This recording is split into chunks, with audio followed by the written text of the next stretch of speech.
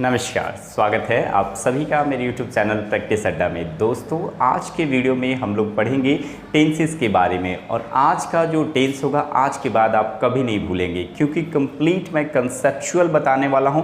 आपको कुछ भी रटवाऊंगा नहीं, बिल्कुल सिखा दूंगा। तो चलिए वीडियो को शुरू करते हैं। चलिए अब शुरू करते हैं। देखिए, आप इसी टेंसेस को समझने का प्रयास कर रहे हैं ना।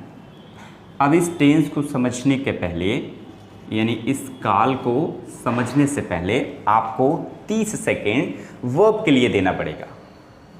आपसे मैं पूछता हूँ वर्ब क्या है, आप वर्ब बताइए। काल की चर्चा हम करेंगे, वर्ब बताइए कि वर्ब क्या है।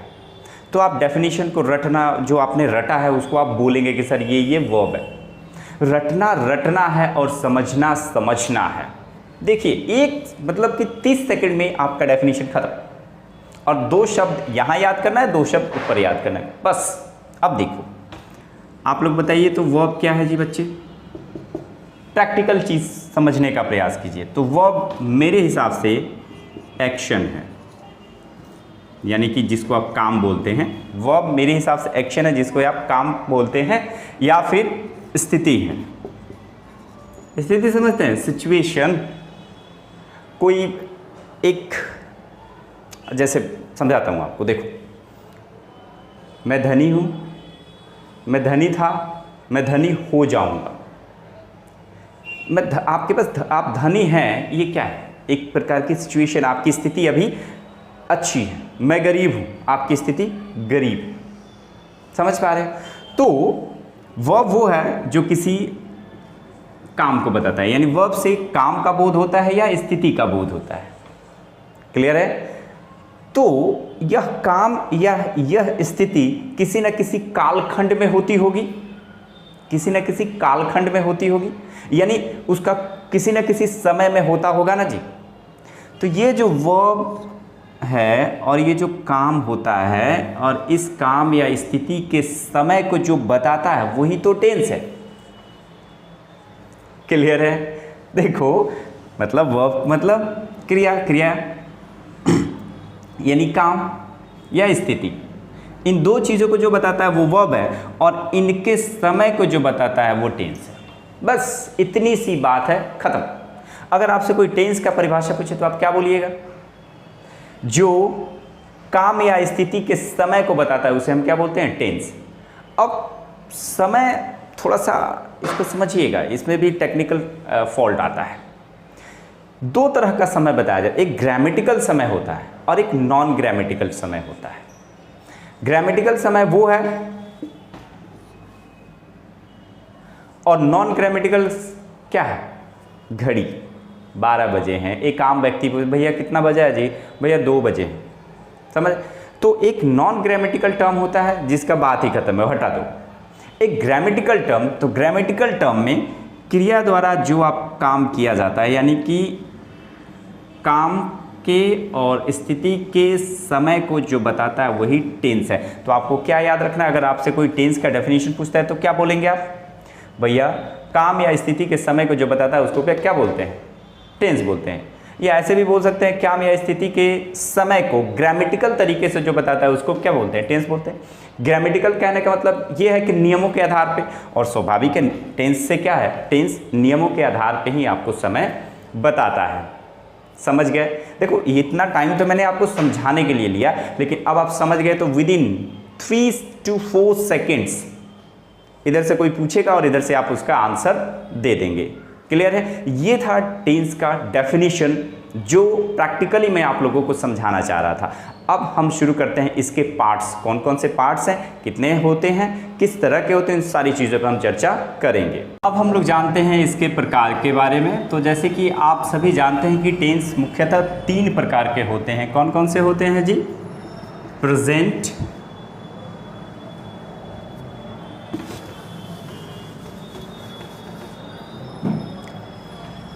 तो चलिए अब हम लोग बात करेंगे इसके प्रकार के बारे में। तो आप सभी जानते हैं कि टेंस मुख्यतः कितने प्रकार के होते हैं जी? 3 प्रकार के। प्रेजेंट, पास्ट और फ्यूचर। अब प्रेजेंट, पास्ट और फ्यूचर से अब यहाँ से खेल शुरू होता है। ठीक है जी। अब देखो, प्रेजेंट से वर्तमान समय का बोध होता है, मतलब कि कोई भी आप काम कर रहे हैं तो वो काम अगर वर्तमान में है तो किससे पता चलेगा? प्रेजेंट से।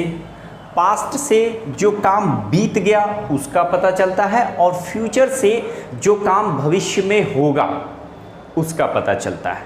क्लियर है? ये तीन चीज़ क्लियर है। तो चलिए, अगर आपसे कोई पूछता है कि टेंस कितने प्रकार के, तो आप बता सकते हैं कि सर टेंस 3 प्रकार के होते हैं, प्रेजेंट, पास्ट और फ्यूचर। प्रेजेंट से वर्तमान में होने वाले काम के समय का पता चलता है, पास्ट से जो काम ऑलरेडी बीत चुका है उसके समय का पता चलता है, और फ्यूचर से जो काम भविष्य में होगा उसके समय का पता चलता है। अब ये जो काम है ये अलग अलग तरीके से वर्तमान में भी कई तरीकों से घटित होता है। जो घटनाएं घटित होती हैं, जो वर्ब का एक्शन होता है, वो अलग अलग प्रकार से होता है। वर्तमान में ही कभी कभी क्या है, काम चल रहा होता है, कभी क्या है कोई काम पूरी तरह से ख़त्म हो चुका होता है, ऐसी सारी चीज़ें होती हैं। तो प्रत्येक इन तीनों टेंसों को 4 भाग में डिवाइड कर दिया गया। घबराइएगा नहीं कि 4 4 4 4 3 12 हो जाएगा, ऐसा बिल्कुल नहीं है, टेंशन नहीं लो, आपको रटना नहीं पड़ेगा, कंसेप्ट समझ लोगे सब कुछ क्लियर हो जाएगा। अब मैं ऐसे एक चीज़ बनाता हूँ, ये लो, अब थोड़ा सा ध्यान दीजिएगा।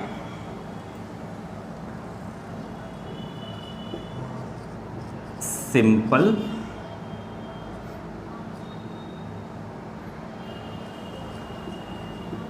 Continuous,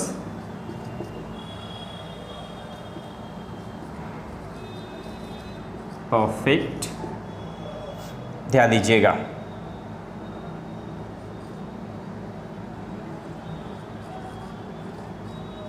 perfect continuous.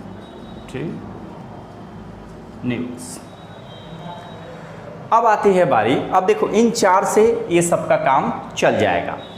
अब आप क्या करेंगे,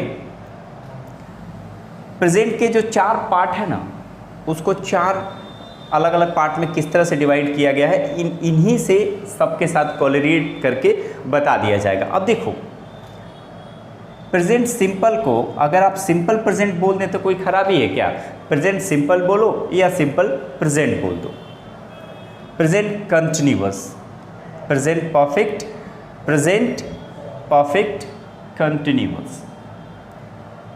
पास्ट सिंपल या सिंपल पास्ट बोल सकते हो, past continuous, past perfect, past perfect continuous. आपको बस इतना ध्यान रखना है कि simple, continuous, perfect, perfect continuous, ये 4 चीज़ें माइंड में आपको रखनी है। उसके बाद देखो फ्यूचर, तो ये देखो simple future, future continuous, future perfect, future perfect continuous. Is it clear? तो आप रटो मत, कंसेप्ट को समझ लो। आसान हो गया कि नहीं हो गया जी? कोरिलेट कर दो, रिलेट कर दो, रिलेट कर दो और हो जाएगा। अब इसको आप अलग अलग से लिखोगे तो थोड़ी सी परेशानी आती है, माइंड पे बर्डन बढ़ता है। ठीक है, चलिए ये हो गई इसकी बातें। अब हम लोग क्या करेंगे, अब प्रत्येक पार्ट को अलग अलग पढ़ेंगे। जैसे सिंपल प्रेजेंट को पढ़ेंगे, प्रेजेंट कंटिन्यूअस को पढ़ेंगे, present perfect continuous, simple past, इस तरह सबको पढ़ेंगे। अब मैं शुरू करूँगा सिंपल प्रेजेंट, लेकिन शुरू करने से पहले कुछ चीज़ें मैं आप लोगों को बताना चाहता हूँ, ध्यान से सुनिएगा। इसको ख़त्म करने दीजिए, पेन साफ कर लेने दीजिए। देखिए, मैं पहले भी बोला हूँ और अभी भी बोल रहा हूँ कि एक बार कंसेप्ट को अगर आपने समझ लिया तो टेंस आपके पॉकेट में। अब शुरू से बचपन से कुछ भ्रांति या कुछ गलत कंसेप्ट आपके दिमाग में बैठा हुआ है, पहले उसको निकालना पड़ेगा। आप बचपन से एक चीज़ पढ़ते आ रहे होंगे कि जिसके अंत में ता है, ती है, ते है, उसे सिंपल प्रेजेंट टेंस कहते हैं। जिसके अंत में रहा है, रही है, रहे हैं, उसे प्रेजेंट कंटिन्यूअस कहते हैं। ये सारी चीज़ें आपने बचपन से पढ़ा होगा और ये कुछ हद तक सही होते हैं। देखो, अगर आप कंपटीशन के स्टूडेंट हैं तो ये चीज़ें कहीं लागू नहीं होंगी, और आप अच्छा स्कोर नहीं कर पाओगे। आप लर्नर हैं, बिगिनर हैं, कुछ सीख रहे हैं नॉर्मली, तो ये चीज़ें लागू हो सकती हैं कुछ हद तक। मैं आपको क्लियर कट बता देता हूँ, अंग्रेजी को हिंदी से कोई लेना देना नहीं होता है। मैक्सिमम स्टूडेंट करते क्या है, अनुवाद। जिस प्रकार से हिंदी लिखी गई होती है उसी प्रकार से अनुवाद करने का प्रयास करते हैं, और यह प्रोसेस जो होता है कंप्लीटली गलत होता है। ऐसे आपको नहीं करना है। देखो, इंग्लिश को अगर सीखना है तो इंग्लिश के सेंस को पकड़ना पड़ेगा। मैं पहला टेंस शुरू कर रहा हूँ, और शुरू करने के साथ साथ कुछ एग्जाम्पल के साथ आपको क्लियर करूँगा कि इस तरह से आपको नहीं करना है। क्या नहीं करना है? ताते ती, रहा रही, इसके चक्कर में नहीं पड़ना है। सिर्फ उतने से आपका काम नहीं चलने वाला है। तो चलिए, पहला जो अपना टेंस है वो है सिंपल प्रेजेंट टेंस। अब सिंपल प्रेजेंट टेंस में आपने बचपन से जो चीज़ें पढ़ी हैं वो मैं पहले आपको बताता हूँ। टीचर बताते हैं कि जिस क्रिया के अंत में ता है, पहले सुनिएगा, ता है, ती है, ते है इत्यादि लगा है या लगा होता है, उसे सिंपल प्रेजेंट टेंस कहते हैं। उसे सिंपल प्रेजेंट टेंस कहते हैं। ठीक है, आप बच्चे थे, छोटे थे, तो ये चीज़ें बताने के लिए ठीक थी, लेकिन इससे ऐसा नहीं है कि आपको पता ही चल जाता है कि ये लगा रहा है तो सिंपल प्रेजेंट टेंस है और नहीं लगा रहा है तो नहीं है। ऐसा नहीं है। अंग्रेजी मतलब कि सेंस, अगर सेंस को आप पकड़ लिए तो आपको अंग्रेजी भाषा पे पकड़ हो जाएगी, ग्रामर आप सीख जाएंगे।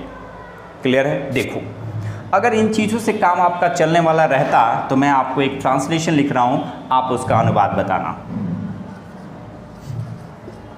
मुझे कार पसंद है। मुझे कार पसंद है, इसमें कहाँ कहीं ता ते ती लगा हुआ है जी? हाँ, वर्तमान में है, लेकिन ता ते ती तो नहीं लगा हुआ है। तो आप इसको कैसे बोलेंगे कि सिंपल प्रेजेंट टेंस है? क्योंकि आपने तो सीखा है ता ते ती है।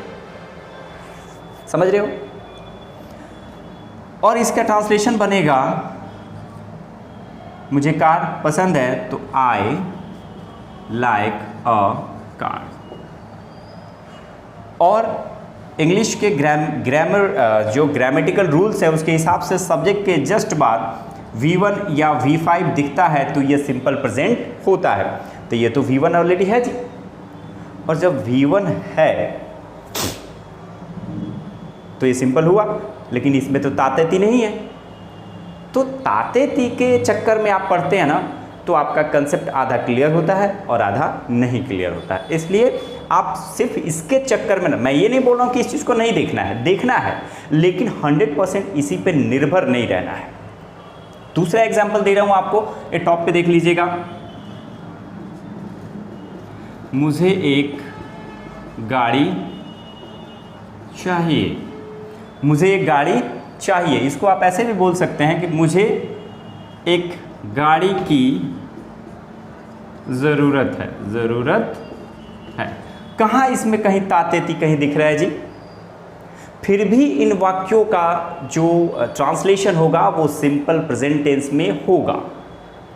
अब कुछ बच्चे जो है इसमें गलती क्या करते हैं, यहाँ चाहिए देखे तो वो तुरंत यहाँ पे, क्योंकि सबको पता है कि चाहिए के लिए शुड का प्रयोग किया जाता है, तुरंत यहाँ शुड लग, कितने बच्चे तो लगा चुके होंगे वीडियो देखते हुए, कितने बच्चे ने शुड का प्रयोग कर दिया होगा। बट ऐसा नहीं होता है। मैं वही तो बोल रहा हूँ कि go through the senses. English is totally depend upon the sense. If you recognize the sense, then definitely you will feel very much comfortable to translate any language. Understand? समझ रहे हो? इसलिए आपको इंग्लिश के इन लास्ट पे लगने वाले शब्दों पे ध्यान नहीं देना है, सेंस को पकड़ना है। किसको पकड़ना है जी? सेंस को पकड़ना है। इसका क्या मतलब है? मुझे एक गाड़ी चाहिए, यानी मुझे एक गाड़ी की ज़रूरत है, और ये बनेगा I need a car। I need a car। और अंग्रेजी यानी ग्रामर का रूल कहता है कि सब्जेक्ट के जस्ट बाद अगर V1 है तो वो सिंपल प्रेजेंट टेंस है। तो इसमें तातेती नहीं रहा, फिर भी तो आपका ये सिंपल हो गया। इसलिए मैंने आपको समझाने के लिए कि मैं किसी तथ्य पे बात कर रहा हूँ तो वो कितना सही है, कितना गलत है, कितना सही आप जानते हैं, कितना गलत जानते हैं, कोई चीज़ आप गलत नहीं जान रहे हैं। बच्चे होते हैं तो स्वाभाविक है, बच्चों का दिमाग थोड़ा सा मीडियम हिसाब से होता है, तो टीचर की मजबूरी है कि वो उसी हिसाब से बताए। लेकिन अब आप बड़े हो गए, आप कंपटीशन की तैयारी करने जा रहे हैं, तो ज़्यादा ज़रूरी है कि आप हर पहलू पे ध्यान दें, हर चीज़ पे ध्यान दें। समझ गया? इन सब की चर्चा मैं आगे भी करूँगा, लेकिन मैं आपको समझाना चाहता था कि आप तातेती के चक्कर में पड़ेंगे तो आप टेंसेस से दूर चले जाएंगे। और ध्यान रखिएगा, किसी भी कॉम्पिटिटिव एग्जाम्स में प्रेजेंट में सिंपल प्रेजेंट टेंस से बहुत सारे प्रश्न पूछे जाते हैं, तो ध्यान से पढ़िएगा। चलिए अब पढ़ना शुरू करते हैं। देखो टाइम लगेगा, कोई दिक्कत की बात नहीं है, टाइम दो। एक बार टाइम दे दोगे तो ज़िंदगी भर आपको पछताना नहीं पड़ेगा। कितने लोग सोचते हैं अरे यार लंबी वीडियो, भाई साहब वीडियो तो लंबी हो जाएगी ना। जब आपको कंसेप्चुअल पढ़ना है तो स्वाभाविक सी बात है कि वीडियो लंबी हो जाएगी। अब इससे आप भागोगे तो क्या सीखोगे? जो लोग सफल होते हैं वो मेहनतों से दूर नहीं जाते। एक बार मेहनत कर लोगे तो पूरी ज़िंदगी सुधर जाएगी।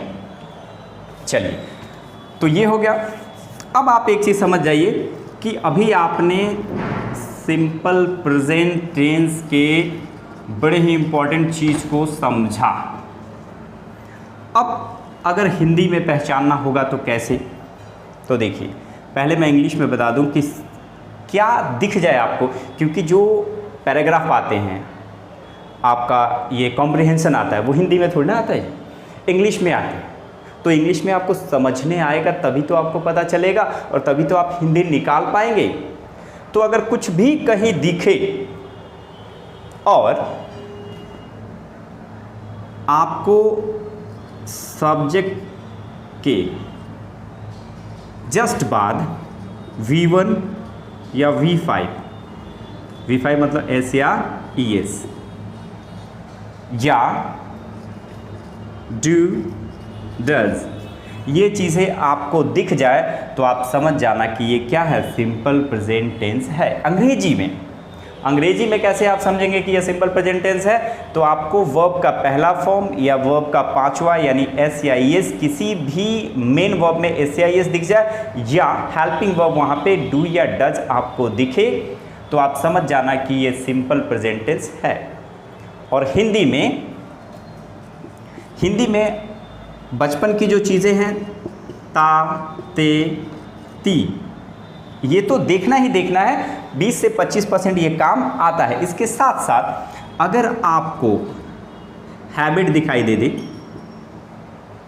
कोई ऐसा काम आपको दिख जाए जो रोज़ का आदत है, जैसे मैं सुबह 4 बजे जगता हूँ, ये मेरी आदत है, मैं 9 बजे स्कूल जाता हूँ, ये मेरी रूटीन है, तो हैबिचुअल एक्शन जो आप आदत के तौर पे, रूटीन के तौर पे करते हैं, उस तरह के किसी भी चीज़ को आप सिंपल प्रेजेंट टेंस में रखते हैं। ठीक है जी। तो आपका हैबिट दिख जाए यानी आदत दिखाने वाला कोई वाक्य है तो उसको आप सिंपल प्रेजेंट टेंस में बनाओ। अगर रूटीन दिखता है ना, आपका रूटीन दिखता है तो आप उसको सिंपल प्रेजेंट टेंस में बना सकते हैं। Is it clear? चलिए, अब आती है बारी स्ट्रक्चर की।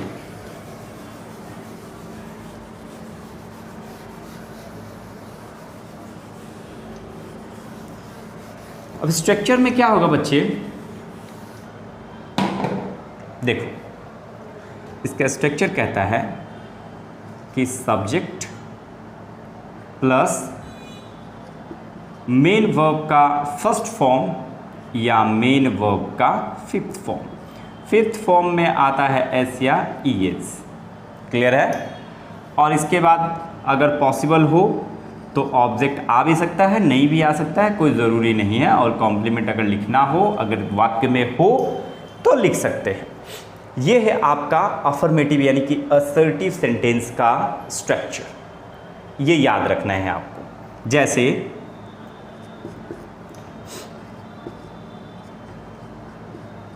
वे लोग जाना चाहते हैं। मुझे वह पेन पसंद है। ध्यान रखना, सीता सुबह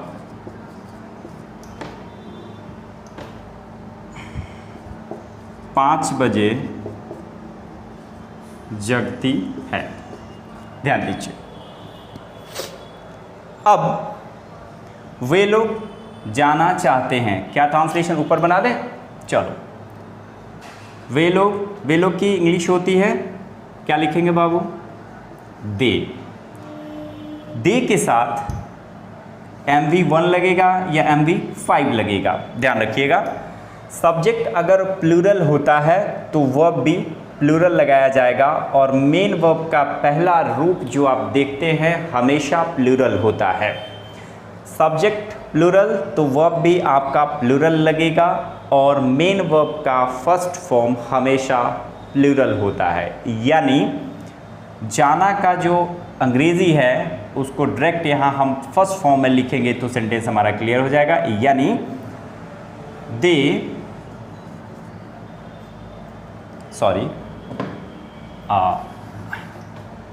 अब देखो, वे लोग के लिए आपने दे लिख दिया। अब इधर से चलो, इसमें 2 वर्ब है, 2 मेन वर्ब है, तो सबसे पहला मेन वर्ब आपको उठाना रहता है जो लास्ट में है। तो चाहना क्या लिखेंगे जी? वॉन्ट। चाहना का क्या होता है? वॉन्ट। दे वॉन्ट, वे लोग चाहते हैं। कहाँ जी? जाना।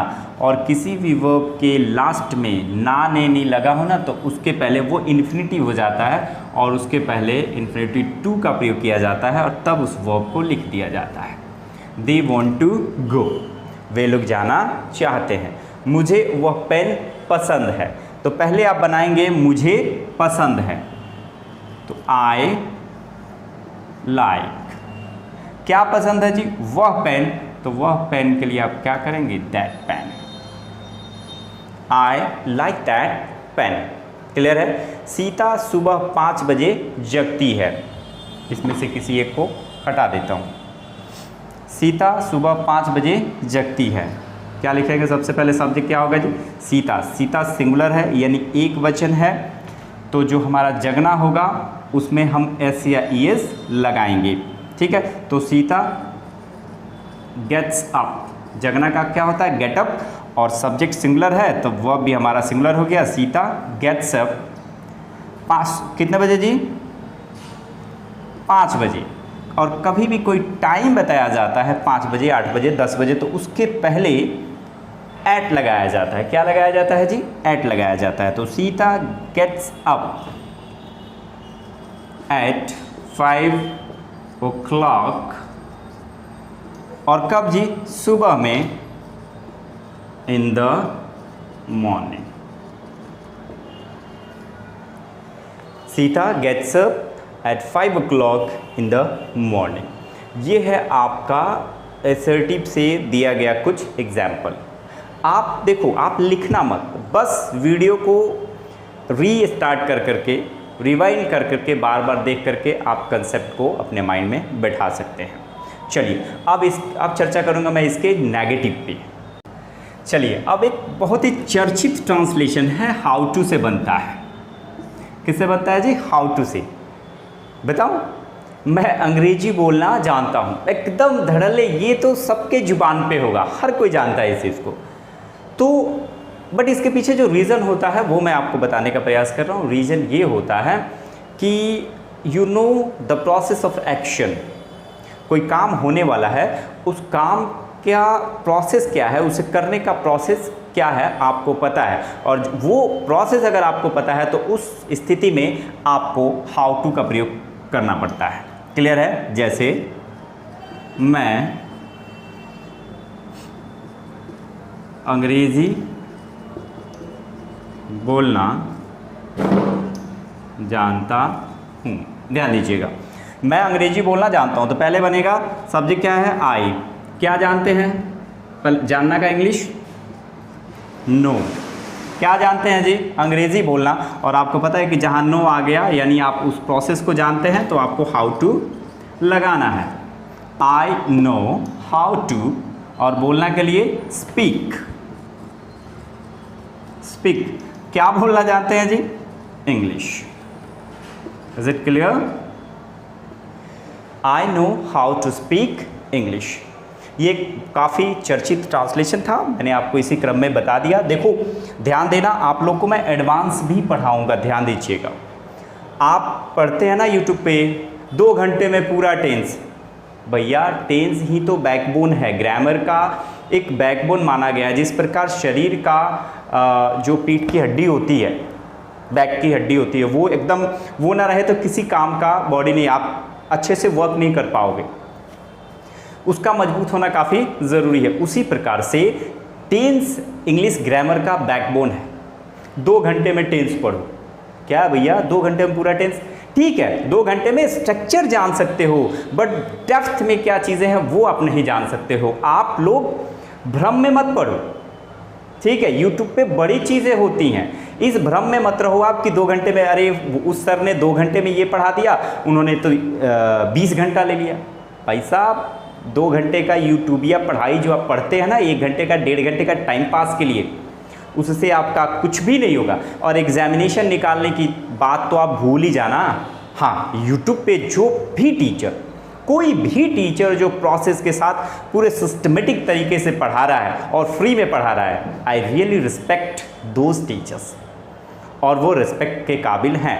बट व्यूज़ पाने के लिए 10 मिनट में टेंस, 30 सेकंड में टेंस, 20, अरे भैया हलवा है क्या? तो मैं किसी जो भी टीचर ऐसा करते हैं ऐसा ना करें। हाँ, बेसिक चीज़ें, बेसिक टेंस तो 12 अगर टेंस है तो 5-7 मिनट में वो ख़त्म हो जाएगा। टेंस स्ट्रक्चर, टेंस स्ट्रक्चर, भैया समझना भी तो होता है, ठीक है? तो ऐसी चीज़ें मतलब आप ऐसा ना करें, मैं ये आपको बोल रहा हूँ। और भाई साहब खाना आपको खाना है, मतलब यूट्यूब पे तो बहुत सारी चीज़ें हैं, अब आपको देखना क्या है वो आप डिसाइड करेंगे। हम लोग शिक्षक हैं, हम लोग अपना पूरा प्रयास करते हैं कि बेहतर से बेहतर आपको दिया जाए। चलिए अब इसके नेगेटिव पे थोड़ा बहुत चर्चा कर लेते हैं। नेगेटिव स्ट्रक्चर में क्या आएगा जी? सारे लोग जानते हैं, बताइए फटाफट। सब्जेक्ट प्लस वही डू या डज। अब ये डू या डज आ गया, यहाँ V1 का प्रयोग होगा, और ऑब्जेक्ट आया तो लिखना, नहीं आया तो कोई बात नहीं। अब इसके साथ सॉरी नोट लगाना यहाँ भूल गया मैं बातों के क्रम में। अब ये देखो सब्जेक्ट प्लस डू या डज, और जब भी लगाना हो तो इनके बाद नॉट का प्रयोग करें, प्लस MV1 का प्रयोग करें, प्लस ऑब्जेक्ट, उसके बाद जो आता है वो आप लिख सकते हैं। अब ध्यान दीजिएगा, दुनिया का कोई भी नेगेटिव सेंटेंस जब भी आप बनाएंगे, जो भी हेल्पिंग वर्ब होता है उसके बाद नॉट का प्रयोग होना ही होना है, चाहे इज़-आर-एम के बाद लगाएं, वॉज वर्ब के बाद लगाएं। ये तो प्रोसेस क्या है नेगेटिव बनाने का? जो भी हेल्पिंग वर्ब है उसके बाद इस नॉट को चिपका दो, आपका नेगेटिव सेंटेंस बन गया। जैसे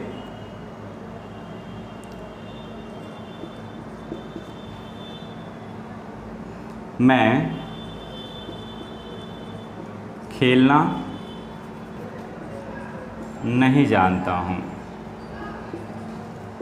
मैं खेलना नहीं जानता हूँ। क्या लगेगा?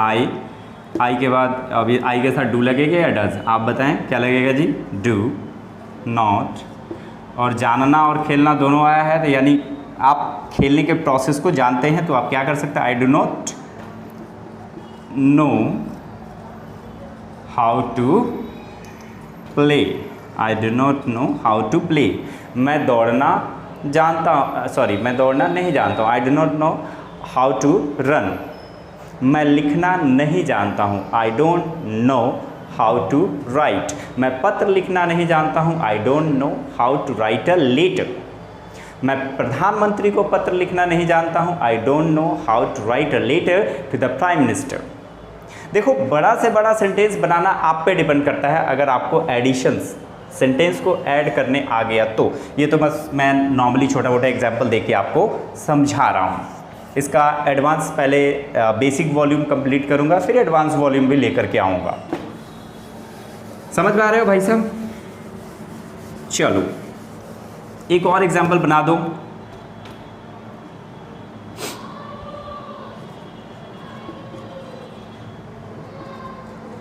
मैं आपसे मिलना नहीं चाहता हूँ, मैं आपसे नहीं मिलना चाहता हूँ या मिलना नहीं चाहता। देखो अब देखो, मैं आपसे मिलना नहीं चाहता हूँ, हिंदी इस नहीं को आप यहाँ भी लिख सकते हैं, कोई मैटर नहीं करता है।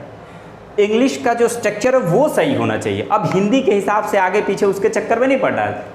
See the scenes and go through that. Okay, मैं आपसे मिलना नहीं चाहता हूँ, I do not want to meet to you. मैं आपसे मिलना नहीं चाहता हूँ। अब देखो ही के साथ डू लगेगा कि डज? ही के साथ डज लगता है, मतलब किसी भी सिंगुलर सब्जेक्ट के साथ क्या लगेगा? डज लगेगा। He does not know how to play. He does not know, वह नहीं जानता है, हाउ टू प्ले, खेलना, यानी कि वह खेलना नहीं जानता है। आप ध्यान दीजिए, ज़्यादा इंग्लिश टू इंग्लिश सीखने का प्रयास करिएगा तो बहुत अच्छा रहेगा आपके फ्यूचर के लिए। हो गया जी।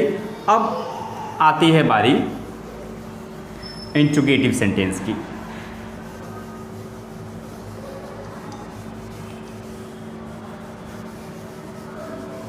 किसकी बारी आती है जी? इंट्रोगेटिव सेंटेंस की। दुनिया का कोई भी इंट्रोगेटिव सेंटेंस आपको बनाना हो, जो भी हेल्पिंग वर्ब रहता है उसको जहां है वहां से उठा करके शुरू में लाना रहता है। अब देखो, इंट्रोगेटिव सेंटेंस बनाने के लिए आपको क्या करना है, तो इसका हेल्पिंग वर्ब क्या है कि डू या डज, यही है ना। और इसके जस्ट बाद आप क्या लिखेंगे? सब्जेक्ट प्लस मेन वर्ब का पहला फॉर्म लगता है तो लगाना, ऑब्जेक्ट आता है तो गुड, आप प्लस कॉम्प्लीमेंट अगर आता है तो ठीक है, नहीं आता है तो कोई बात नहीं। समझ रहे हो? अब जैसे आप हेल्पिंग वर्ब को पहले लेकर के आ जाते हैं, इसकी हिंदी हो जाती है क्या। समझ रहे? ये व्हाट वाला क्या नहीं है, व्हाट वाला क्या आएगा तो उससे प्रश्न का मतलब WH क्वेश्चन का बोध हो जाएगा। और व्हाट वाला जो क्या आता है ना, वो सेंटेंस के बीच में आता है और ये सेंटेंस के शुरू में आते हैं। क्लियर? अब देखो, क्या आप वहाँ जाना चाहते हैं? क्या आप वहाँ जाना चाहते हैं? तो देखो क्या होगा जी, सबसे पहले सब्जेक्ट को सिलेक्ट कर लो। सब्जेक्ट क्या है? यू, है ना जी। तो यू के साथ क्या लगना चाहिए, मतलब यू के पहले क्या के सेंस में क्या लगेगा? डू या डज? आप बताएं। डू लगेगा? ओके, डू लगा दे। डू यू जाना चाहते हैं तो सबसे पहले इधर से देखो, चाहना का क्या होगा? वॉन्ट। और ये नाने नहीं रहता है तो इसके लिए इन्फिनिटिव टू का प्रयोग, और ये जाना के लिए go. Okay, do you want to go? कहाँ जी? वहाँ। तो आपको पता है कि वहाँ के लिए there, THERE, there. Do you want to go there. इस तरह से आप इंट्रोगेटिव सेंटेंसेस को बना सकते हैं। और अगर लिखना हो, डज के साथ बनाना हो तो कैसे बनाएंगे? Does she want to. अच्छा, आप देखो असर्टिव में इसमें सी रहता था तो SCIS लगाया जाता था, अब क्यों नहीं लगाया जा रहा है जी? क्योंकि इसके बदले ऑलरेडी यहाँ पे सिंगुलर वर्ब का प्रयोग कर दिया गया है, तो एक ही सेंटेंस में दो सिंगुलर वर्ब का प्रयोग नहीं किया जाता है। क्लियर है? तो does she want to go there. Okay, चलो अब हम लोग पढ़ेंगे इंट्रोगेटिव प्लस नेगेटिव। मैं बोल रहा हूँ ध्यान से पढ़िएगा तो आपको कहीं कॉपी पेन चलाने की आवश्यकता नहीं पड़ेगी। वीडियो को 2 बार देख लीजिएगा ना, कंसेप्ट क्लियर और आपको आ भी जाएगा। अब इंट्रोगेटिव प्लस नेगेटिव, कोई बात नहीं। देखिए तो क्या करेंगे, डू या डज, आ प्लस सब्जेक्ट, आ प्लस नॉट, आ प्लस वर्ब का पहला फॉर्म, ऑब्जेक्ट है तो है, नहीं है तो कोई बात। अब देखो डू या डज हो गया, किसी भी चीज़ को मैं वहाँ नहीं जाना चाहता हूँ, वे लोग वहाँ नहीं जाना चाहते हैं, कुछ भी। देखो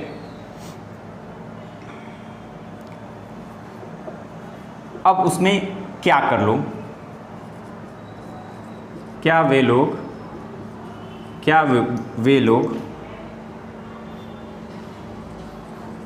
उसे बुलाना चाहते हैं। देखो क्वेश्चन मार्क जरूर दीजिएगा उधर, क्या वे लोग उसे बुलाना चाहते हैं। और वे लोग की इंग्लिश फटाफट बताइए, दे के साथ डू लगेगा या डज, डू लगेगा।